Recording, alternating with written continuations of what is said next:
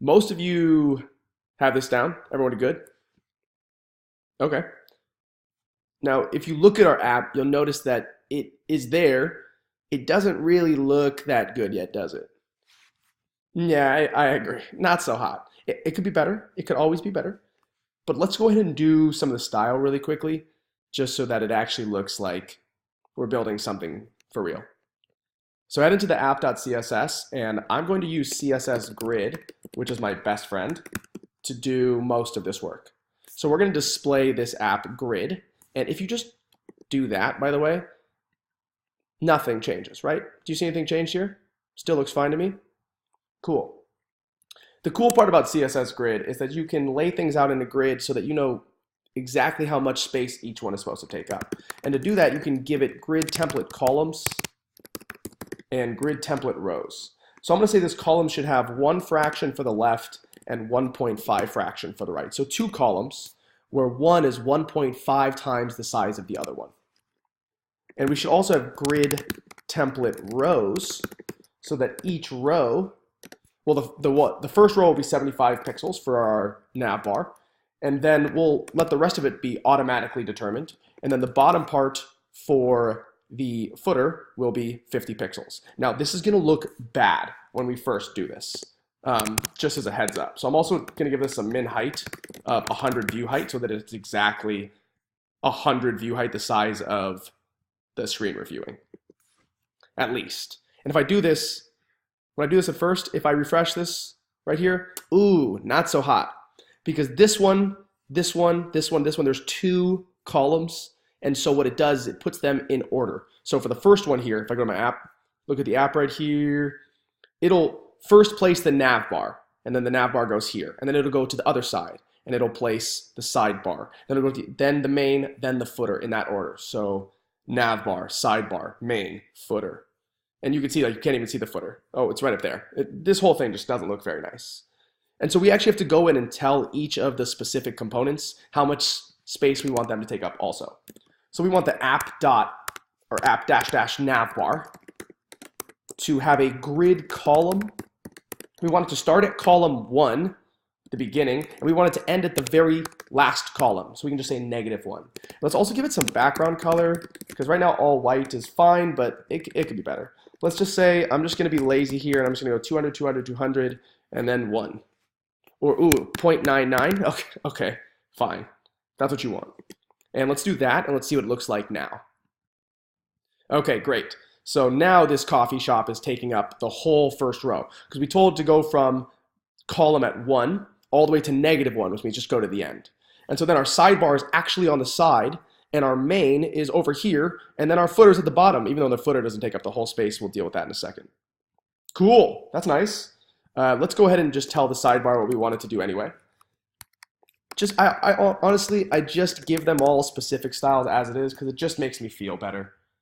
So we want the sidebar to start at column 1 and end at column 2, which basically means take up 1 column, the left column. Let's also give it a background. I'm going to be super lazy again. I'm going to say this exact same thing. I'm just going to give it a little less opacity. And then I'm also going to give it some padding, just because I want it to look like nice with the least amount of work possible. Okay, that is, you know what, for now, that's fine with me. I really hate these things over here, so let's go ahead and let's actually do this in the index.css. Let's say all ULs should have a list style type. Let's give them a margin of none and a padding of none, and then let's tell their list style type to be none. Cool. I'm also going to tell the H5s. The H5 at the bottom to have a margin of 0 so it doesn't look all nasty. And cool. That looks better-ish. Okay, not great. You're right. Let's do the last 2 things, and then you can judge me. How about that? So let's go down to the app main. Let's say, hey, app main. App dash dash main. I want you to start at column 2, the second column, and go to, you could say 3 or -1. They're both the same in this way.